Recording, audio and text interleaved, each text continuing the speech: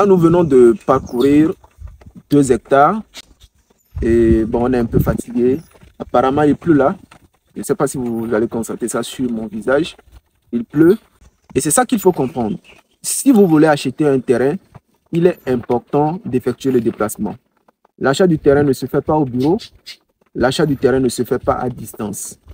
Il faut nécessairement la présence de quelqu'un sur le terrain pour voir de façon concrète comment les choses se présentent, comment le terrain que vous voulez acquérir se présente. Ça, c'est très important. Si vous êtes à distance et que vous désirez justement acheter un terrain, il est important de faire confiance à quelqu'un à qui vous assignez ce travail-là. Et cette personne est censée justement se déplacer, aller sur le terrain pour voir de façon concrète l'état du terrain. Eh bien, dans cette vidéo, ce que je vais faire tout simplement, c'est de vous parler des problèmes éventuels que vous pouvez avoir avec un terrain. Les choses à vérifier avant de valider l'achat de votre terrain en général et en particulier d'un terrain agricole pour un projet agricole. Si vous me découvrez pour la première fois, je vais rapidement me présenter. Je m'appelle Lucien Appelé, je suis ingénieur agroéconomiste et sur cette chaîne, mon objectif, il est très clair, c'est de faire parler l'Afrique. Et si nous voulons faire parler l'Afrique, c'est grâce au business et particulièrement, on va parler de l'agriculture parce que l'Afrique se doit d'être autonome sur le plan alimentaire. Et ce sont les Africains justement qui doivent faire ce travail. C'est toi et moi. Alors, avant tout projet agricole, il faut avant tout, justement, il faut nécessairement acquérir un terrain agricole. Mais il s'avère que les gens se lancent comme ça, ils achètent le terrain, au final, il ne leur sert pas à grand-chose. Quels sont les problèmes éventuels que vous pouvez donc rencontrer avec votre terrain? Le premier problème, c'est qu'il n'y a pas de rapport entre le terrain que vous voulez acquérir et le projet que vous avez en tête. C'est-à-dire, vous n'arrivez pas, ou les gens n'arrivent pas justement à établir un bon rapport entre terrain et projet agricole. Imaginez que vous voulez produire le maïs. Vous savez que le maïs a nécessairement besoin d'assez d'azote. Et vous allez vous acheter un terrain très sablonneux. D'accord? Le sol est très sablonneux, c'est rien que du sable. Le sol n'est pas noirâtre, visiblement. Quelqu'un qui ne maîtrise rien doit savoir que voilà, un sol noirâtre déjà annonce que ce terrain-là est fertile. Et que sur ce terrain, on peut justement faire le maïs parce que quand c'est noir, c'est de l'azote. Mais quand déjà tu achètes 10 hectares et que ton projet c'est de faire la culture du maïs et que ce terrain n'a pas de bonnes caractéristiques vis-à-vis de ce projet-là, tu vois que ça ne sert à rien. Et au-delà de ça aussi, si on prend un projet avicole qui ne se fait pas dans un bas-fond, à un endroit où il y a de l'eau, tu comprends déjà que si tu achètes un terrain pareil, qu'est-ce qui va se passer? Tu ne pourras pas faire ton projet. Ça ne marchera pas. Déjà, l'eau est un facteur de maladie. Tu auras tellement de maladies dans ta ferme. Donc, ça ne t'arrange pas. Donc, avant d'acheter le terrain, ça ne se fait pas du jour au lendemain. Ça ne se fait pas d'un seul coup. Ce n'est pas en 2 semaines, ce n'est pas en 1 mois, ce n'est pas en 2 mois. Il faut être patient. Il y a tellement de personnes qui me contactent, Lucien, je veux un terrain. Si je suis un faux, je vais les conseiller de mauvais terrains. Mais j'effectue le déplacement moi-même afin que je puisse établir le rapport entre le terrain qu'ils veulent acheter et le projet qu'ils ont à cœur. Ça, c'est très important. S'il faut faire déplacer un spécialiste, faites-le. Ça ne vous coûte rien. Ça vous permet tout simplement d'économiser et de ne pas perdre assez d'argent. Vous savez, un projet agricole, ça coûte toujours. Un projet avicole en particulier, ça coûte toujours. Si vous avez un bon terrain, ça vous donne déjà pas mal d'avantages. Ça, c'est le premier point. Je ne vais pas trop développer. Déjà, il faut établir le rapport entre le projet que vous avez et le terrain que vous désirez acquérir. Le deuxième point, ce sont les litiges. Les litiges sont très fréquents parce qu'il y a très souvent des doubles ventes. Le terrain est déjà vendu et on te le vend encore. Ceci étant, si vous voulez acheter un terrain, il faudrait que tout soit respecté. Tu ne vas pas venir, on te dit que prends ce terrain, je te le vends et puis voilà, tu achètes et puis tu vois les villageois. Non, il faut la vérification d'un notaire. Il faudrait que quelqu'un qui maîtrise à fond les choses vérifie si tout est bon, s'il n'y a pas de souci derrière ça. Bon, voilà, je suis dans la brousse. Hein, et c'est ça, en fait, c'est ça la réalité. Il faut être sur le terrain. Moi, je suis dans le concret. Après, voilà, la descente sur le terrain, il faut vérifier tous les papiers. Et ça, ce n'est pas ma spécialité. C'est la spécialité d'un notaire. C'est pourquoi nous travaillons avec un notaire qui prend le soin de valider, de vérifier tout avant que le truc ne soit acheté. Donc, si tu ne veux pas avoir des problèmes de litige, tu commences ton projet, que ce soit un terrain rural et un terrain urbain, d'accord? Tu peux acheter un terrain urbain, tu commences bien la construction et après, on te dit cessation de travaux, terrain litigieux. Je pense que tu as très souvent vu ça. Terrain litigieux.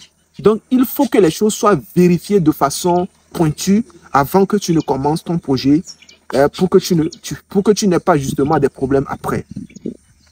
Le troisième problème qu'on peut avoir, c'est le problème d'accès. Et ça touche particulièrement les terrains agricoles. Vous savez, les voies dans les campagnes ne sont pas toujours bonnes. Mais au moins, avant d'acheter un terrain, il faut te rassurer que cette voie est à 80% accessible. Si la voie n'est pas accessible, tu auras tellement de soucis. Je ne vous dis pas 100%, mais il faudrait que la voie soit au moins accessible. Ça, c'est un point très important. D'accord? Et le quatrième point, vous savez, les gens ne tiennent pas compte de la distance.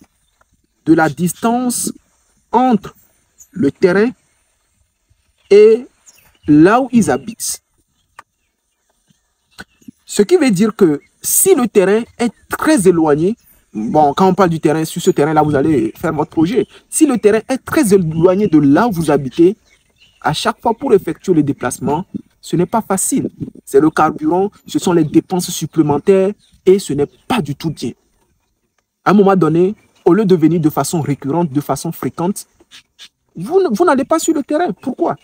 Parce que le terrain est très éloigné. C'est ça aussi un problème. Le cinquième point, donc il faut en tenir compte, c'est très important. Le cinquième point, c'est l'accès, le marché. Tu vas acheter un terrain, c'est bon. Est-ce que le marché est à proximité? Si par exemple tu veux justement vendre les œufs, tu veux faire l'aviculture et que tu vois que là où tu es, le marché n'est pas à proximité. Il faut parcourir des kilomètres pour aller vendre tes œufs. Tu vois que c'est compliqué. Moi, je prends juste l'exemple des œufs. Hein. Les œufs, ça se consomme. Hein. Tout le monde, peu importe l'endroit, les gens consomment ça. Hein. Ou soit tu fais les bananes plantains et puis tu dois transporter ça. C'est très loin. En tout cas, si tu fais ça sur de grandes surfaces et que le transport se fait d'un seul coup, c'est bon. Mais si chaque fois, chaque semaine, ça sort, tu supportes le transport, ça n'a pas de sens. Ceci étant, il faut tenir compte du marché lorsqu'on achète un terrain. Parce qu'il faut être dans une perspective économique. D'accord? Il faut voir la rentabilité de ce que tu es en train de faire. Il faut voir les dépenses. Ce n'est pas le fait seulement d'acheter le terrain, mais il y a tellement de dépenses qui sont derrière ça. Et si tu prends un terrain avantageux, c'est bon. Mais si tu prends un terrain qui ne t'offre pas assez d'avantages, eh bien justement, ce n'est pas bon. Tout ce que je viens de citer, en réalité, vous ne pouvez pas les avoir sur un seul terrain. Bon, éventuellement, vous pouvez avoir tout, hein, mais c'est rare. Pourquoi je dis ça? Pour valider l'achat d'un terrain, au moins s'il n'y a pas assez de problèmes, si le terrain n'a pas de soucis, si le terrain a un bon rapport avec votre projet, si vous validez 3 ou 4 critères de ce que je viens de donner, alors soyez tolérants. Un terrain, c'est comme une femme en réalité. Ok? Si toi, un homme, je parle parce que je suis un homme, si toi, un homme, tu veux justement te marier, que tu veux valider trop de critères, tu veux que la femme ait tout, finalement, tu auras tellement de difficultés à choisir la femme que tu veux. Mais si tu t'attelles qu'à certains critères et que tu tolères au moins peut-être 2 choses que tu n'aimes pas, c'est bien, il faut tolérer. Là, tu vas voir que tu pourras finalement choisir une femme avec qui tu resteras. Donc un terrain, j'ai bien dit tout ça là, mais il faut valider les essentiels. Quand tu valides les essentiels, eh bien, nos problèmes, tu peux maintenant acheter ton terrain. Le premier point, je parlais du rapport entre le terrain et le projet que tu as. Le deuxième, Si le terrain n'est pas litigieux, alors c'est bon, il faut l'acheter. Le troisième point, eh bien justement, il faut parler de la distance justement entre le terrain bon, je parlais plus de l'accès, d'accord, de l'accès au terrain. Le quatrième point, la distance, parce qu'il y a des coûts supplémentaires qui vont vraiment vous fatiguer. Et le cinquième point, c'est le marché. Est-ce que le marché est à proximité? Est-ce que la vente se fait chaque semaine? Est-ce que la vente se fait d'un seul coup? Si vous faites la production du manioc, je vois juste le manioc devant moi là. Si vous faites la production du manioc, vous savez que voilà, une fois que c'est fini, soit vous voulez peut-être installer une usine. Donc, ce sont des points à étudier à fond. Vous les écrivez, vous les étudiez à fond avant de décider. Alors, c'était Lucien. Qu'est-ce que vous en pensez? Dites-moi ça dans les commentaires. Si ces points ne sont pas exhaustifs, il y a d'autres facteurs, il y a d'autres choses à tenir compte lorsqu'on veut acheter un terrain. D'ici là, je voulais vous laisser ça là. Dites-moi ce que vous en pensez dans les commentaires. Likez, partagez la vidéo. Elle peut justement aider quelqu'un. Et si vous voulez acheter un terrain, nous sommes là pour vous aider. Vous allez acheter un bon terrain et nous pouvons aussi vous accompagner pour votre projet. Ça, c'est une chance que vous avez de trouver ou de faire la découverte de Lucien. On peut vous aider si nous pouvons, bien sûr, parce qu'on ne prend pas tous les projets. Si on doit prendre tous les projets, eh bien, on ne serait pas en mesure d'aider tout le monde. Voilà, on se dit à très bientôt dans une prochaine vidéo. Ciao.